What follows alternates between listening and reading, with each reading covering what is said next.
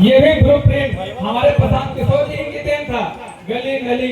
लेकिन उनका जो विजन था वो नीतीश कुमार जी सही से लागू नहीं कर पाए। आज हर गली में, हर वार्ड में सही से आपको पानी का जो टंकी लगा है, पानी नहीं का नारा इस बार हमारे पार्टी जो जनसुराज है उनका कहना है कि जात और पात पर नहीं जाना है, सिर्फ बिहार के बदलाव की तरफ जाना है, युवाओं को भविष्य के लिए जाना है। इस बार हम लोग को शिक्षा रोजगार के लिए वोट देना है। हम लोग को घोषणा करना, चुनाव लड़ना, ये दोनों दो पक्ष हैं। मुख्य बात यह है कि अभी मैं जनसुराज से जुड़ा हुआ हूँ और जनसुराज से ही चुनाव लड़ूंगा। ये जनसुराज पार्टी के जो हाईकमांड्स हैं, जिनको निर्णय लेने की स्थिति है, वो उनके ऊपर निर्भर करता है और उन्हीं के निर्देशानुसार मेरा कार्य होगा। आज जनता से क्या कुछ डिमांड करेंगे, जिस तरह से तमाम लोगों को आपने एक तरह से जोश भरने का काम किया? नहीं, जनता से सिर्फ एक डिमांड है।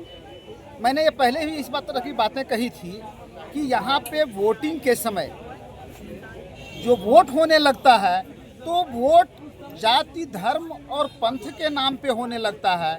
मेरा जनता से सिर्फ एक आग्रह है कि वोट देते समय सिर्फ एक बात को ध्यान रखें, कौन सा प्रतिनिधि आपके क्षेत्र के लिए, आपके समाज के लिए, आपके राज्य के लिए बेहतर कर सकता है, उसको चुनें।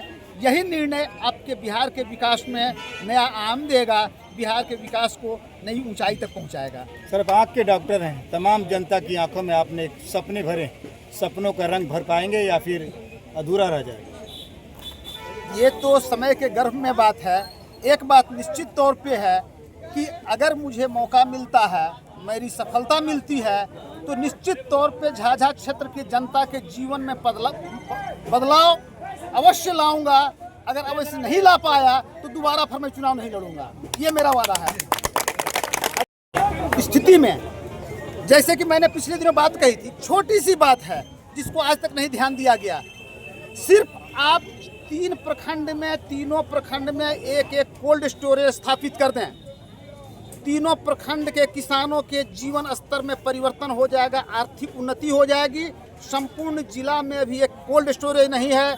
जब फसल आलू प्याज उपजता है तो 5-7 रुपये किलो होता है और जैसे किसान के हाथ से जाता है वो बाजार में 30-40 रुपये किलो होके आता है। अब है क्या, एक कोल्ड स्टोरेज तक नहीं है जिसके कारण कोई यहाँ पे रख सकता है। सिर्फ छोटा सा कार्य, मुश्किल से 8-10 करोड़ रुपये का खर्च है।